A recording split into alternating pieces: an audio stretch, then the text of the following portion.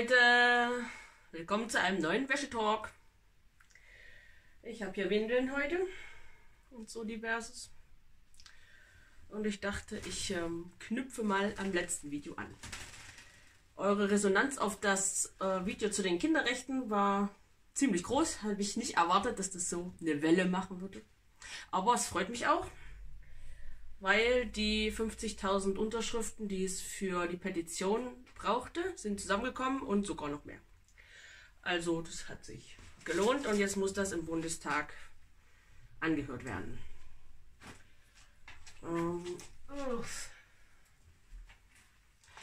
Wenn ihr meinen Kanal kennt, dann wisst ihr vielleicht, dass ich eigentlich mich nicht mit politischen Themen beschäftige. Und meine Videos normalerweise ziemlich unpolitisch sind. Und so würde ich eigentlich gerne noch weitermachen. Das Einzige, was ich will mit meiner Familie in Ruhe und Frieden leben. Ne? Und eigentlich so, wie ich das für richtig halte. Und ich will auch, dass meine Enkel und meine Familie, die in Deutschland lebt, genau das Gleiche kann. Und wenn das bedroht ist, dann werde ich vielleicht doch ein bisschen politisch. Ja, eigentlich finde ich sollten, also ich weiß nicht, Politik ist eigentlich nicht meins. Das ist so unbefriedigendes Thema. Egal. Ich hatte ja im letzten Video den Vergleich zur DDR gezogen.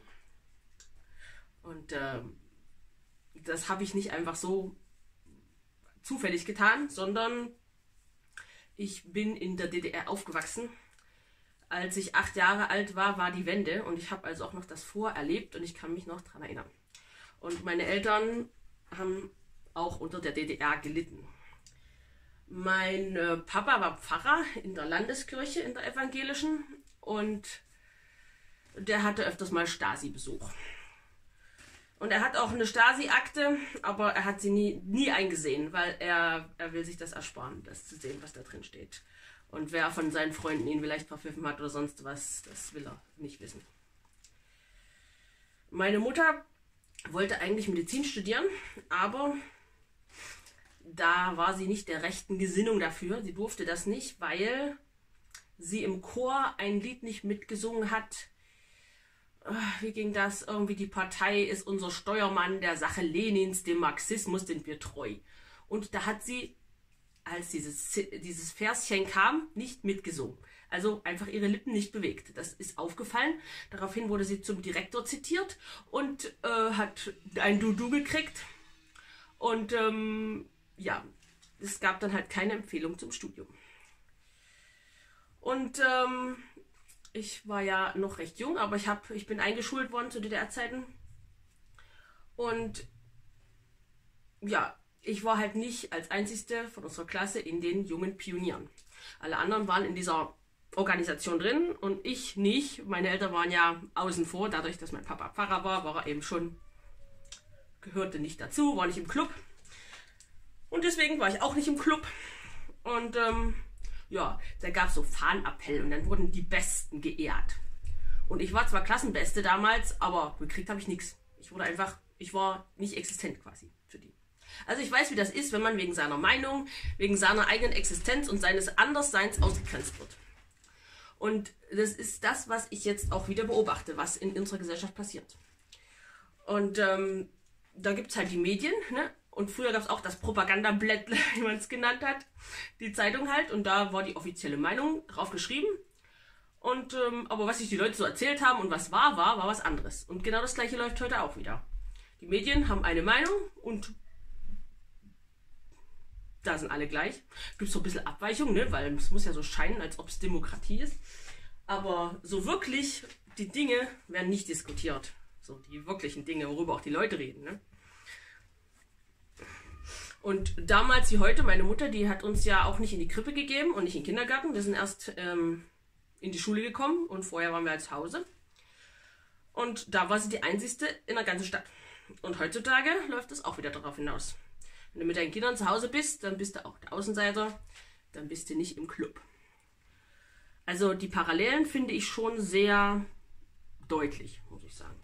Also ich meine, wer die DDR nicht kennt, der kennt das auch nur vom Hörensagen, aber ich habe das noch live miterlebt. Und deswegen finde ich diesen Vergleich zu ziehen ziemlich treffend, muss ich sagen. Und die DDR-Erfahrung hat auch gelehrt, dass es Freiheit nicht gratis gibt. Also wenn die Menschen nicht irgendwann gesagt hätten, uns reicht's und aufgestanden wären, dann wären wir wahrscheinlich immer noch hinter der Mauer. Und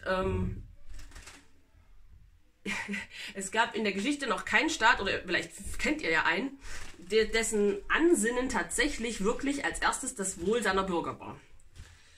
Und wenn das in der Vergangenheit nicht so war, warum sollte es jetzt so sein? Ne? Also ein gesundes Misstrauen ist da schon nicht verkehrt, denke ich. Und natürlich, man wird ja auch in der Schule so, heutzutage ist alles richtig gut, wir leben in einer Demokratie. Und früher war alles schlecht. Da wurden die Leute unterdrückt und da wurden sie wegen ihrer Meinung eingesperrt und ausgegrenzt und diskriminiert. Aber heute ist ja Inklusion und alle dürfen mitmachen. Ja, jetzt sieht man ja, alle dürfen doch nicht mitmachen. Bist du nicht gegen Masern geimpft? Keine Schule, kein Kindergarten und auch kein Arbeitsplatz, wenn du in einem bestimmten Beruf arbeitest. Ne? So viel dazu. Ja.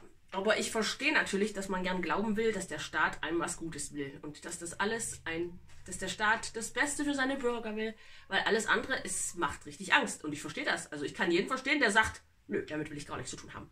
Ich glaube einfach, was in den Medien steht, das ist schön und das alles andere ist alles nur Verschwörungstheorie. Weil das eben Angst macht, wenn man dieses Gefühl von Sicherheit dann plötzlich, wenn man da ein Loch reinsticht in diese Blase, und mal drüber rausguckt, was dahinter ist. Ne?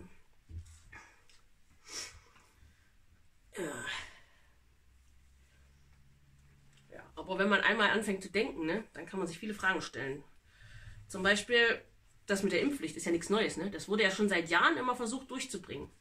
Und immer wieder abgelehnt. Und warum versuchen sie es immer wieder, als abgelehnt wird? Ne? Genauso mit den Kinderrechten. Das war auch nicht der erste Versuch, ist auch nicht der erste Versuch, die Kinderrechte ins Grundgesetz zu bringen, sondern das ist auch kein neuer Hut. Das wird schon länger versucht und da ist ordentlich Lobbyarbeit, die kontinuierlich, immer wieder das Gleiche versucht, bis es erreicht ist. Da kann man sich fragen, was ist denn die Agenda dahinter, ne? Da braucht man nicht viel Verschwörungstheoretiker zu sein, um sich zu fragen, wofür das gut ist und warum das so betrieben wird. Ich meine, klar, es gibt Kinder, die werden vernachlässigt und das Jugendamt macht nichts. Und das ist Kacke. Und das sollte so nicht sein. Aber der gesetzliche Rahmen ist eigentlich da. Es scheitert dann aber an den Jugendämtern, die Struktur, wie das aufgebaut ist, keine Ahnung, nicht genug Geld.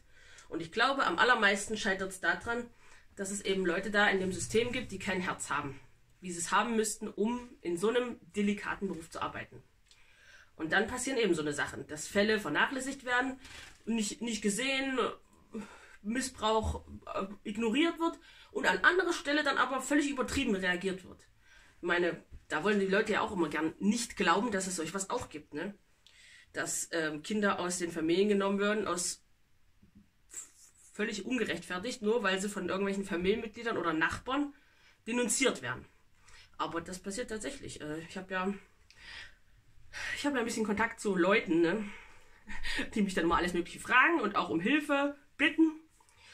Und da kommt das schon öfters mal wieder vor. Und dass richtig Willkür herrscht. Es gibt keinen offiziellen Grund oder nichts, kein Anlass, warum jetzt Kindeswohl gefährdet sein soll. Und trotzdem wird alles angestrengt, der Mutter das Kind wegzunehmen. Also Alleinerziehende sind ja besonders gefährdet. Und so richtig, bei einer Familie, da waren wir ein bisschen mehr involviert.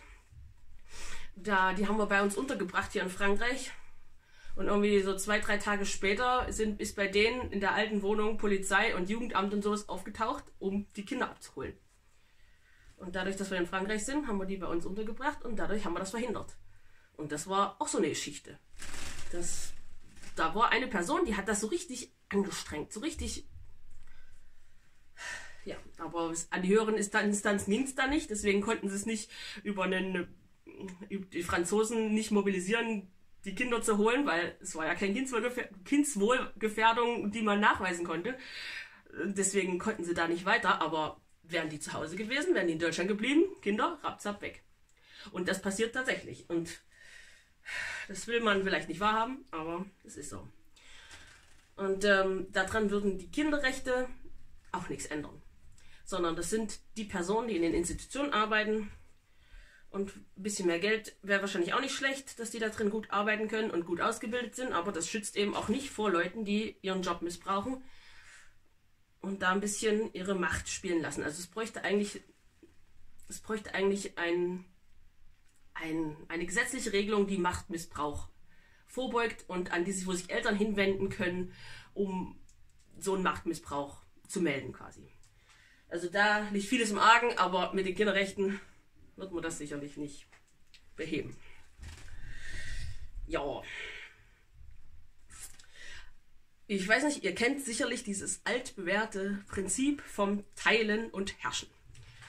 Das ist schon ziemlich alt, das gab es wohl schon im alten Rom. Und genau das gleiche passiert heutzutage auch. Weil wenn die Menschen sich nicht einig sind, ist es natürlich viel leichter zu herrschen. Weil niemand gemeinsam aufsteht, sondern jeder ist so im Grabenkampf mit dem anderen. Da ist natürlich rechts gegen links, das wird am allermeisten strapaziert. Und dann alt gegen jung, ne? Die bösen alten Klimasünder und die Jungen, die was verändern wollen und endlich mal soll was passieren. Was passiert noch? Genau. An alle möglichen Meinungen natürlich kann man schön die Leute gegeneinander aufbringen. Und das wird schön gemacht. Da gibt es einmal die Meinung, die man haben darf. Die offizielle gute Meinung. Ich habe das mal symbolisiert. Mit Schubladen. Schublade A. A ist das, was du denken darfst und sollst. B ist, was du nicht denken darfst und sollst. Das ist die Schandecke. Und da kommt alles rein, was du nicht denken darfst. Ja, und da ist eine ganze Menge drin in dieser Schandecke. Und ehe man sich versieht, ist man da auch drin. Also, was ist denn da drin? Rechts natürlich. Rechts ist schlecht. Nazi. Verschwörungstheoretiker. Da ist man ja auch schnell, ne? Egal, also, ja. Und natürlich, der Aluhut ist hier drin und das ganze Geschwurbel. Öko ist auch suspekt. Esoterisch, dumm und Fake News natürlich. Und Rassisten und die radikalen Christen.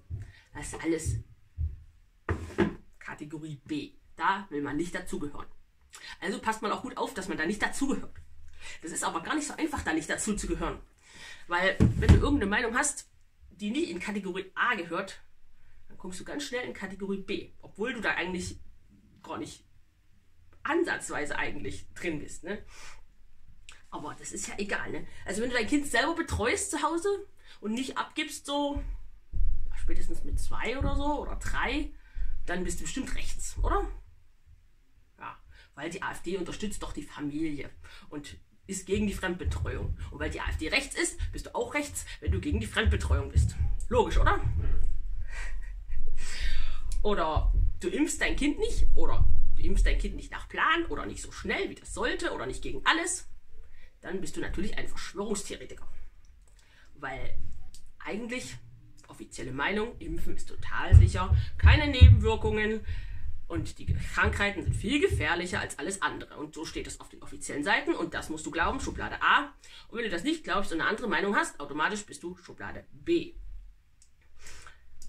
Ja, passend, oder? Und wenn man für begrenzte Zuwanderung ist, das hat sich jetzt ein bisschen geändert, aber das war am Anfang schon, das war am Anfang so. Dann bist du natürlich gleich ein Nazi, ein Rassist und ja, Schublade B natürlich, logisch. Ja, also ihr seht, man kann sich da ziemlich schnell die Finger verbrennen und das ist ein ziemlich geschicktes System, um die Leute mundtot zu machen. Da traut sich keiner mehr zu sagen, naja, ich finde es eigentlich nicht so gut, dass die Kinder so früh betreut werden. Ich würde schon gerne lieber länger zu Hause bleiben mit meinem Kind. Aber ich sage das besser nicht, weil sonst bin ich ja wieder rechte Ecke und da gehöre ich ja nicht hin, ne? Und so macht man die Leute mit dieser Keule, rechte Ecke, Nazi, was auch immer, macht man die mundtot und so passt es wieder, ne? Aber ist das freie Meinungsäußerung, Meinungsfreiheit? Ist das Demokratie? Das erinnert mich eher an DDR. ja, durfte es die offizielle Meinung auch nicht geben. Das hat man alles so hinter vorgehaltener Hand. Aber offiziell stimmte nur das, was in den Medien stand. Und da war es ja dann noch einen Schritt weiter. Wenn du dann nicht zur offiziellen Meinung gestanden bist, sondern dann gewisse Sachen gesagt hast, gab es ja dann noch die Stasi und die Stasi-Mitarbeiter, die dich dann gemeldet haben. Soweit sind wir noch nicht. Beziehungsweise noch nicht ganz. Aber es gibt schon zum Beispiel auf Facebook bestimmte Leute, die sich berufen fühlen, Mütter, Eltern, die sich auf Facebook zum Nichtimpfen bekennen, aufzuschreiben und dann jetzt mit der Impfpflicht zu melden. Das ist doch Stasi, oder? So eine kleine Stasi, so eine kleine Impfstasi. Aber das ist genau der gleiche Geist. Ja.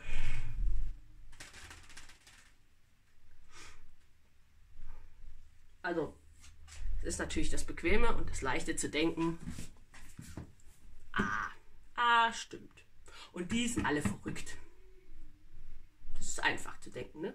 Und das finden, glaube ich, auch die meisten Leute, deswegen trauen die sich noch nicht mal ansatzweise, sich diesen Dingen zu nähern. Wenn man dann schon, also wenn man irgendeine Seite teilt oder wenn man irgendwie schon so ein Thema anschneidet, was irgendwie ein bisschen da an der Oberfläche kratzen könnte, sind viele schon so, nee, bloß nicht anfassen, bloß nicht die Finger verbrennen.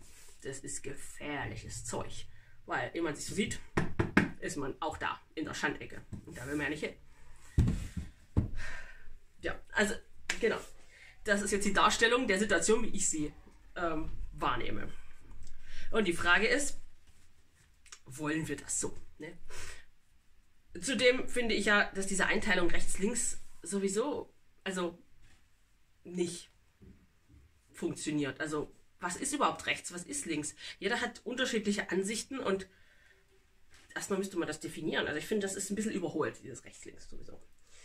Eher gibt es frei und weniger frei, also totalitär heißt das dann eigentlich, ne? Und es gibt die Herrschenden, die Elite. Und es gibt die Beherrschten, die brav zu machen haben, was die Elite da oben entscheidet. Und das ist eigentlich in jedem System so, was gewisse totalitäre Tendenzen hat, ne? Es gibt einmal die gedankliche Offenheit für Dinge und es gibt die gedanklichen Daumenschrauben. Das darfst du nicht denken, das darfst du nicht denken. Au, au, au. Sonst bist du ein Verschwörungstheoretiker, ein Aluhut, ein Nazi, ein Rassist, ein radikaler Christ. Apropos Christ, was ist mit der Religionsfreiheit, ne? Christ ist jetzt auch schon ein Schimpfwort geworden, oder was? Also da kann man sich fragen, wie viel Vielfalt noch genehm ist, erlaubt ist in unserer Gesellschaft, wenn das freie Denken so runtergemacht wird, ne? Und man nicht einfach mal sachlich über die Dinge reden kann und du hast deine Meinung, ich habe meine Meinung und das ist ja okay. Ich meine, solange wir uns nicht an die Gurgel gehen oder uns gegenseitig beschimpfen oder uns gegenseitig, keine Ahnung was, die Häuser anzünden, dann ist es doch okay, oder? Also, wo ist das Problem? Dann bist du für Impfen und ich bin gegen Impfen. Ja und? Dann sind deine Kinder geimpft und meine sind nicht geimpft. Wir haben gerade keine Kinderkrankheiten, die sich ausbreiten und alle fallen davon um. Wir haben Corona, ja, genau. Aber sonst leben wir eigentlich ziemlich sicher. Und alle Kinder, die geimpft sind ja sowieso geschützt.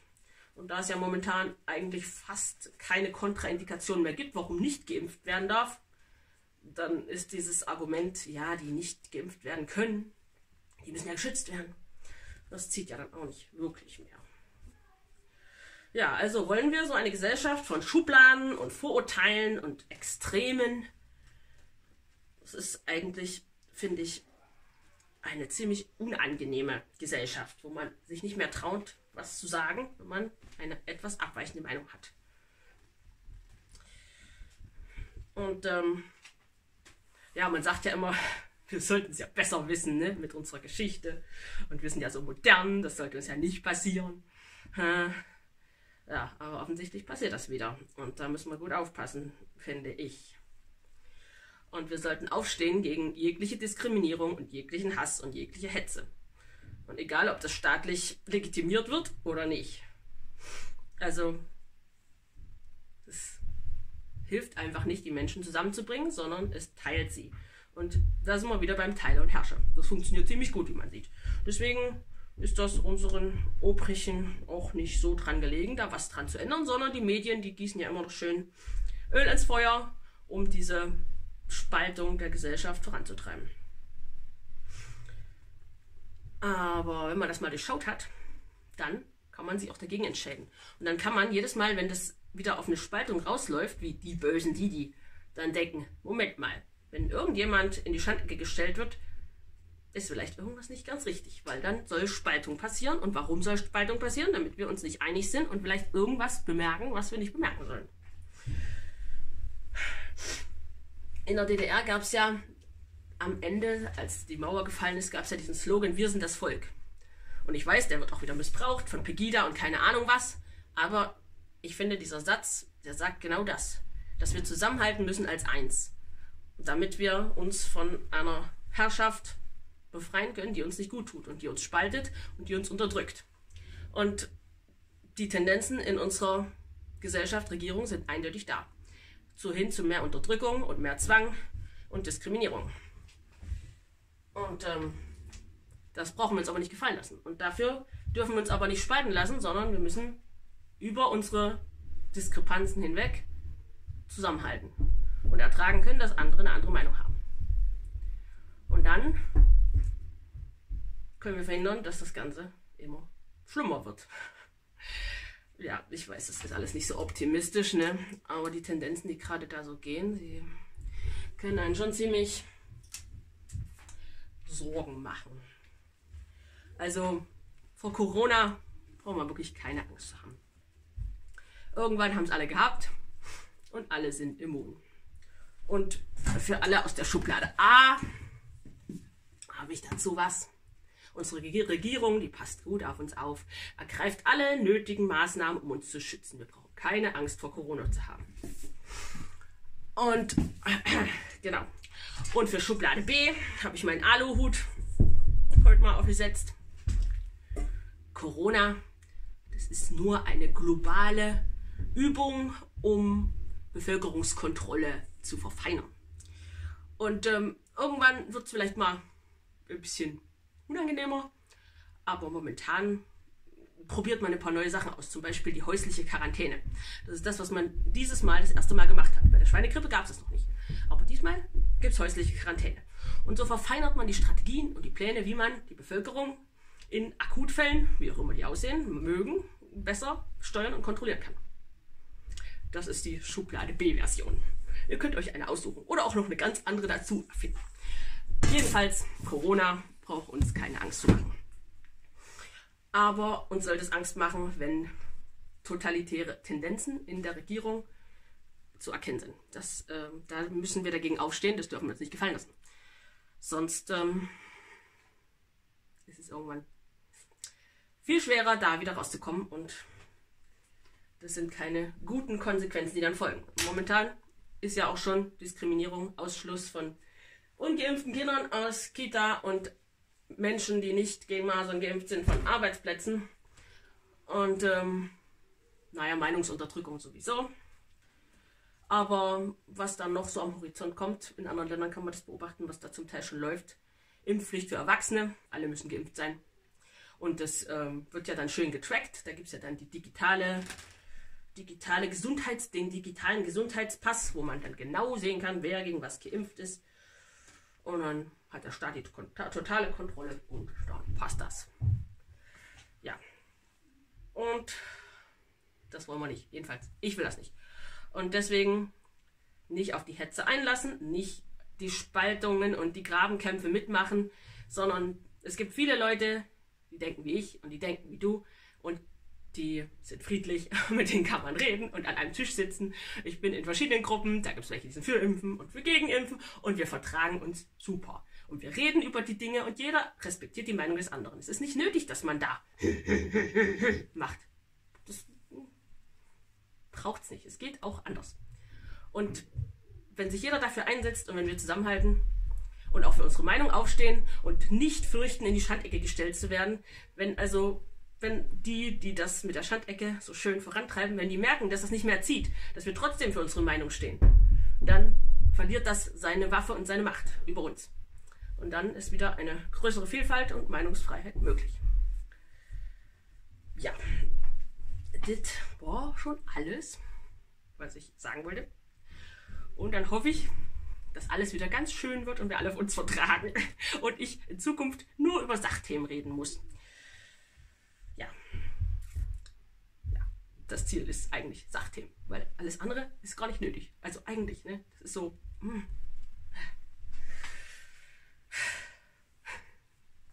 Ja. Na gut, ich habe ja noch ein bisschen was aufzuhängen. Dann sehen wir uns im nächsten Livestream. Nein, nicht Livestream. Livestream mache ich auch in einer Gruppe. Dann sehen wir uns im nächsten Wäschetalk oder Video oder was auch immer. Es ist leider so, dass YouTube die Kommentare unter meinen Videos abschaltet. Deswegen könnt ihr da nicht kommentieren. Es ist also nicht so, dass ich so Angst vor eurer Meinung habe, dass ich das abschalte, sondern das ist YouTube, weil ich auf bestimmten Videos Kinder zeige. Und Kinder müssen ja vor Pädophilen geschützt werden. Also gibt es einen Algorithmus, der dann einfach alle Kanäle den Kommentar ausschaltet, wo irgendwie Kinder auftreten. Und dieser Algorithmus funktioniert so, naja. Ja. Aber ihr könnt gerne über Facebook und Instagram und über meine Homepage könnt ihr gerne mir Kommentare hinterlassen, wenn ihr das wollt. Da bin ich antreffbar. Jo, dann bis später. Tschüss.